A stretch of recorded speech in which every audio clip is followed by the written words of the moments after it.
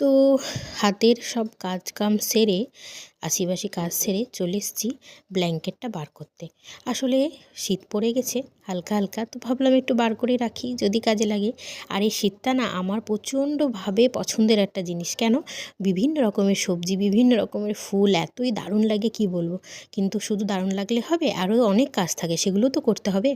তো যাই হোক, আজ ভেবেছিলাম ফ্যান দুটোর খুব বাজেভাবে অবস্থা, তো ফ্যান দুটোকে আজকে পরিষ্কার করব। তো বললেই সেই কাজ আমাকে করতেই হবে। সেজন্য দেখো ফ্যান দুটোকে খুব ভালো করে পরিষ্কার করে নিলাম। আবার এত নোংরা হয়েছিল যে হাত দেওয়ার মতো না। তো সেজন্য আমি বাবাকে বললাম যে তুমি খুলে দাও, আমি পরিষ্কার করে দিচ্ছি, দিয়ে তুমি আবার প্যাক করে দেবা, দিয়ে ভরে রেখে দেবো।